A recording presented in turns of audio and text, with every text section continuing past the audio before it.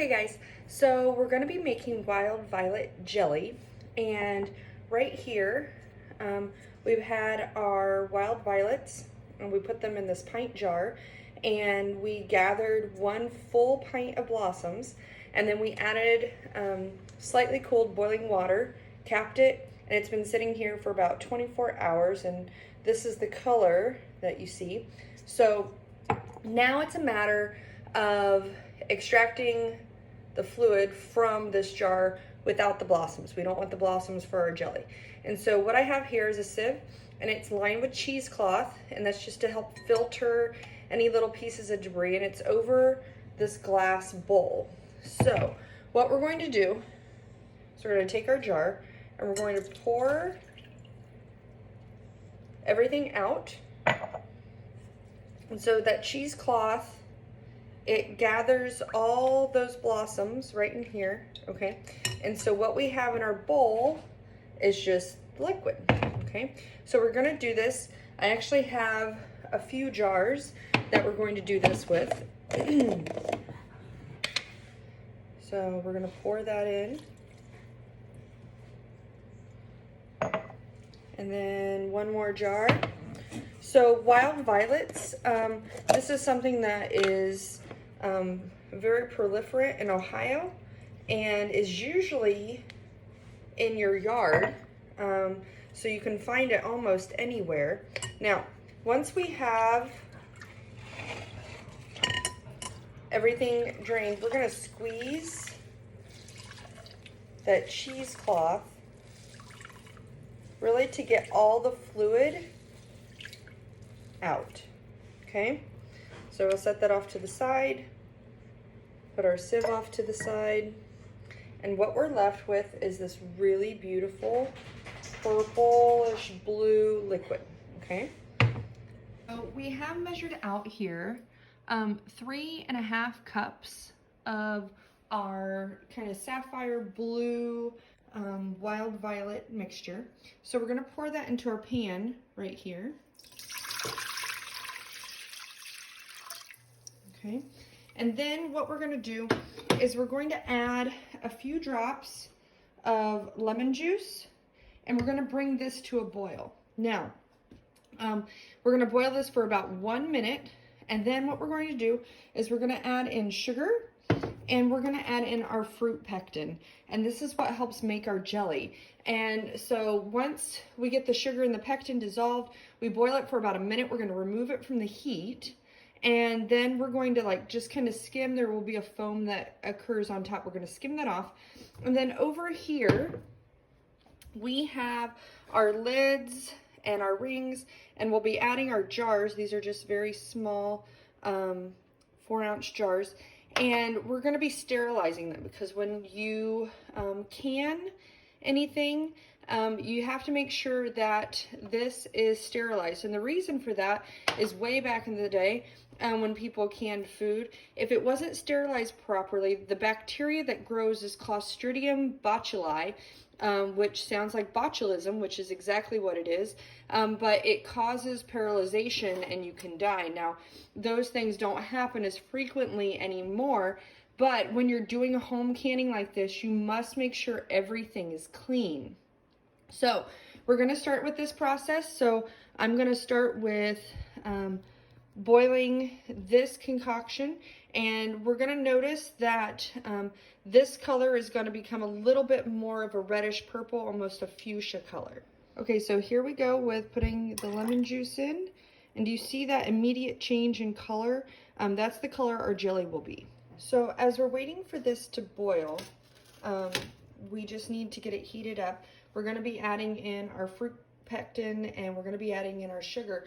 Now, if canning, you have to have a hot water bath canner. So if your parents do not own this, this is actually an expensive piece of equipment and something that you might not want to vest in, or maybe it is something that you do want to vest in after this project. But if you don't, you can make what's called simple syrup, and it's roughly the same process, except we do not put in this fruit pectin, and it leaves it as a syrup, and this can be added into things like lemonade. It can be used as medicine. Violet has a lot of really great medicinal aspects to it, and so you can use it that way. Plus it's really pretty and it lasts in the refrigerator without canning for up to 6 months. Okay, so we added our sugar and our pectin. We brought it to a hard boil for 1 minute, in which we stirred very quickly using our whisk. But this is that foam that I'm talking about, so we're just going to use sorry about that.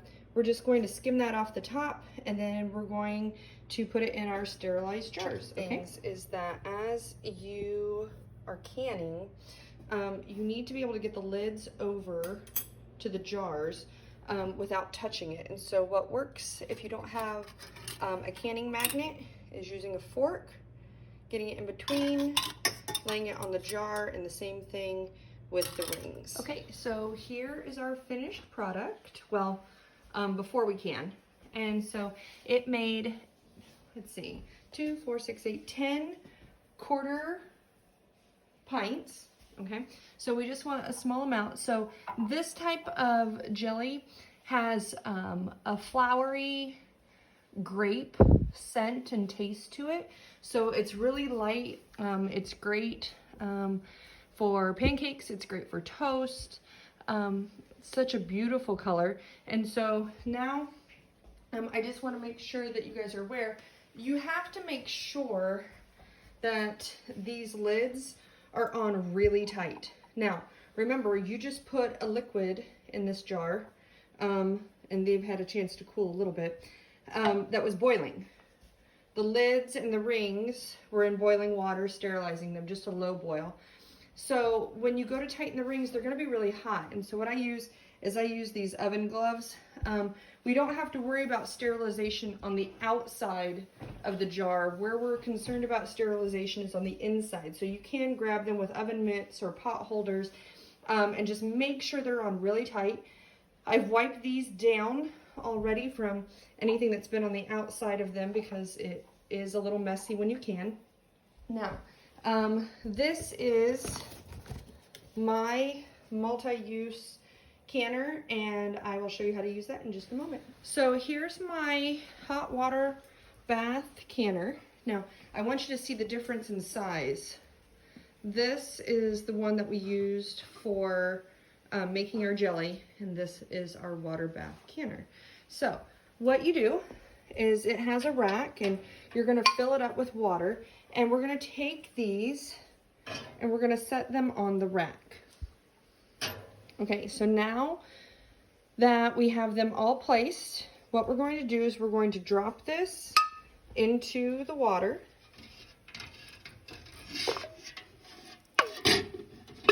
Okay, and so now they're all completely submerged. So we're just gonna pull those handles in like that. Now here's our lid. Now on this canner, it has a dial, and it gives you 3 different zones, and it talks about altitude. And so this is like above sea level. So 0 to 3,000 is where we are. And so as soon as it gets to this dark green area, this little dial right here, okay, this dial needs to be in the dark green. Then from that moment, these will process for 5 minutes because they're so small. Now, depending on the size of the jar and what you're processing, it could process for longer.